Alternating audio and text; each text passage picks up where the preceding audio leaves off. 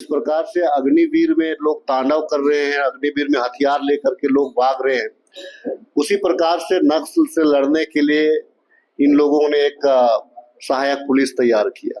उनको जब ये ऑफर, समायोजन का ऑफर मिला, तो भाजपा के सारे भाजपा के जो विधायक हैं उनके संपर्क में थे, ये लोग उनके संपर्क में थे। और इन लोगों का कहा था कि आप लोगों का रेगुलर होना चाहिए। किस पॉलिसी से रेगुलर होगा? का विज्ञापन ही कॉन्ट्रैक्ट पे हुआ है, उनको डायरेक्ट आप कैसे आप ये कर सकते? Home secretary, home DG, DGP, तमाम लोगों के, हम 6 विधायक, तमाम लोगों के साथ में समझौता हुआ। आप हमारे समझौता को मान नहीं रहे, आप बोलते हैं कि कैबिनेट से हमारा निकाल दी। सरकार ने तो उनको ऑफर दिया था, सरकार की बात को कहाँ माने वो लोग? तो ये भाजपा के लोग हैं, भाजपा का राजनीति कर रहे हैं। राजनीति करना है तो खुले मंच पे राजनीति करने के लिए आओ, भाजपा ज्वाइन कर लो अगर ज्वाइन करना है तो।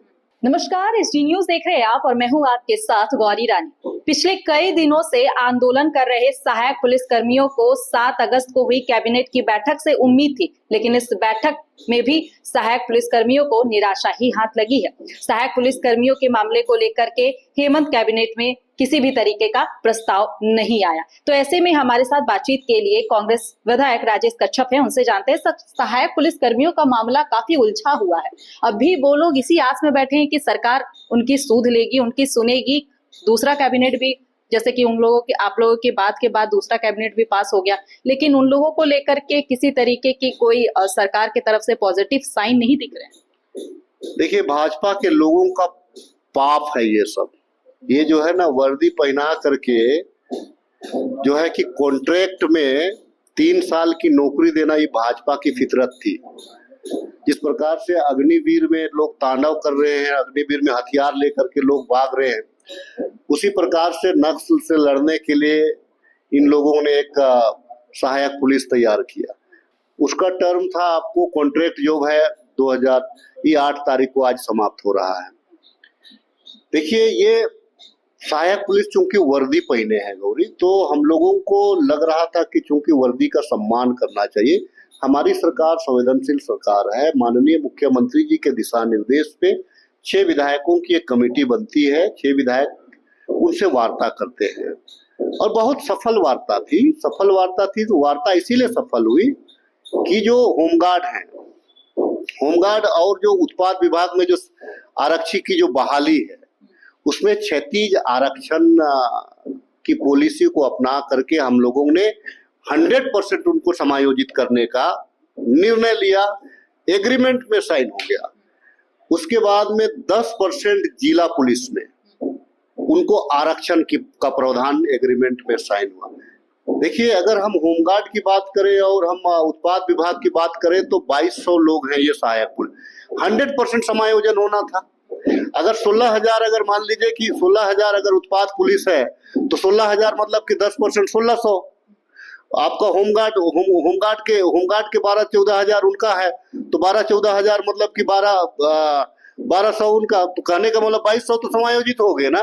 देखिए, इसमें पलामू जिला को छोड़ करके बाकी सारे लोग तैयार थे, फैक्ट है। और पलामू वाले क्यों नहीं तैयार थे? पलामू वाले इसीलिए तैयार नहीं थे कि भाजपा वालों ने उनके साथ खेला कर दिया।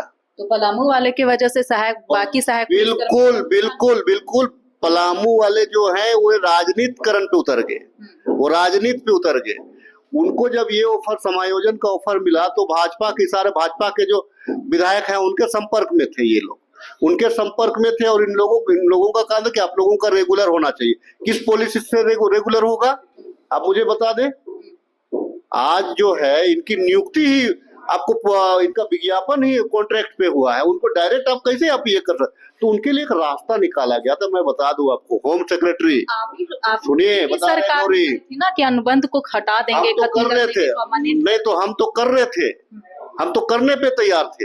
लेकिन ये लोगों को, मुझे लगता है कि भाजपा के लोग, कुछ लोगों को टिकट उकट देगा लगता है पलामू से, इसीलिए इसे ये लोग कर रहा है।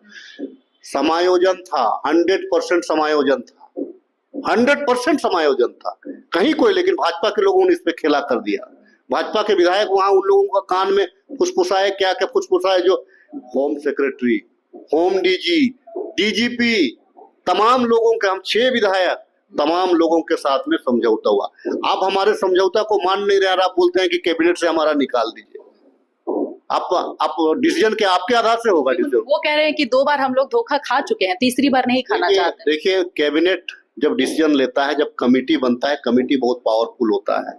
विधानसभा की जितनी भी कमेटी बनी है, विधानसभा की कमेटी बहुत पावरफुल होता है, और विधानसभा की कमेटी जो अनुशंसा करके सरकार को भेजती है, वो सरकार उस पर निर्णय लेने के लिए कैबिनेट बाध्य होता है। हम लोगों ने तो पॉलिसी बना करके दे, लेकिन सेम डे हम लोगों का शर्त यही था कि आप लोग अपने अपने घर चले जाए और अपने ड्यूटी ज्वाइन कर ले। लेकिन एक दिन इन लोगों ने घोषणा किया कि भाई हम इसको स्थगित कर रहे हैं आंदोलन को, फिर यू टर्न ले लिए। जब आप यू टर्न ले लिए तो फिर हम क्या करें, उसमें हमारी क्या दोष है? तो अब क्या होगा सर? देखिए आप जो है सीधा पूछा जाए तो अब सहायक आप भाजपा के लोगों से ये लोग पूछे कि हमारा नौकरी, हमारा पेट पे लात आप लोगों ने क्यों मारा? ये जितने सहायक पुलिस भाजपा के घर वो बोलेंगे अभी सरकार तो आपकी है। सरकार की है, तो सरकार की बात कहाँ माने ये लोग? सरकार ने तो उनको ऑफर दिया था, सरकार की बात को कहाँ माने वो लोग? तो ये भाजपा के लोग हैं, भाजपा का राजनीति कर रहे हैं।